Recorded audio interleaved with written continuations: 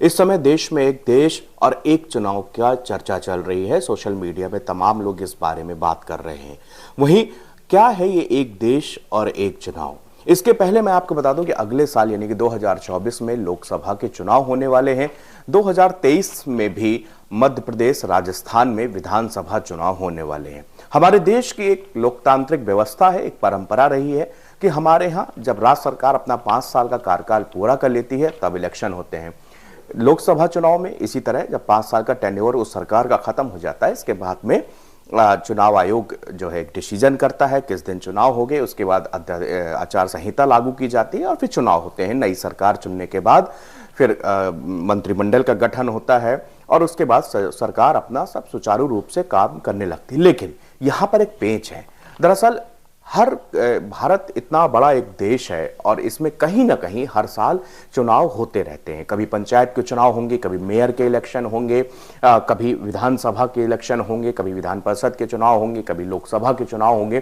तो मतलब आप देखिए अमूमन हर साल की कहीं ना कहीं देश भर में चुनाव होते रहते हैं। इसमें मुसीबत क्या आती है? इसमें कई तरह की परेशानियां आती हैं। इसमें परेशानी सबसे पहले ये आती है कि इसमें बहुत लंबा खर्चा होता है।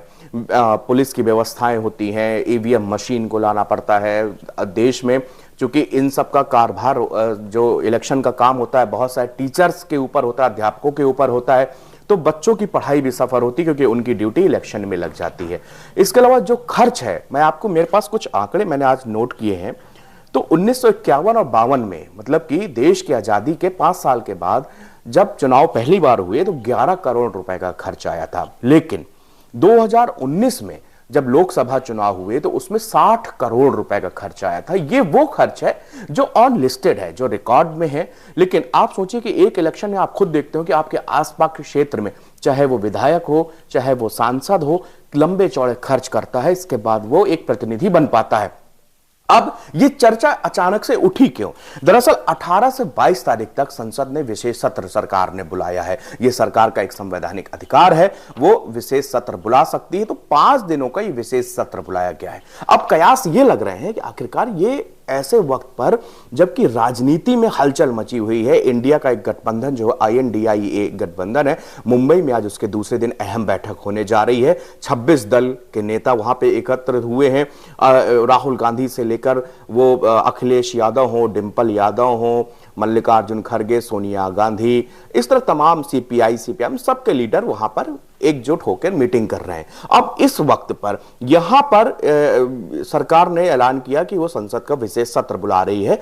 इस समय विरोधी पार्टियों के साथ साथ देश का आम आदमी भी परेशान है कि आखिरकार 5 दिन में सरकार क्या ऐसी जरूरत पड़ गई कि अभी मानसून सेशन गुजरा ही है और विशेष सत्र बुलाने की मांग पड़ी है।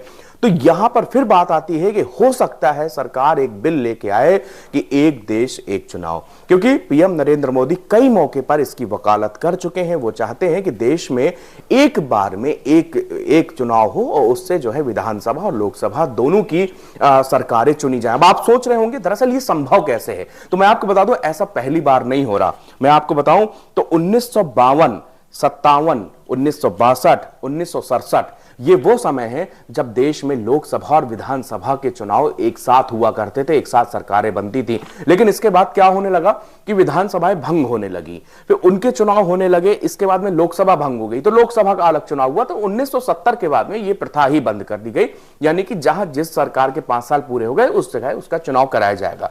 इसमें बहुत लंबा बजट सरकारों का खर्च होता है। इस विधानसभा चुनाव हो चाहे लोकसभा चुनाव, अलग अलग करके अगर एक विधानसभा चुनाव का बजट 30 से 40 करोड़ भी हो तो सोचिए कितना पैसा हर साल सिर्फ इलेक्शन में खर्च होता है। जबकि वही काम वही मशीन से अगर एक बार में किया जाए तो वो हो सकता है कि वो बहुत कम बजट में पूरा इलेक्शन हो जाएगा।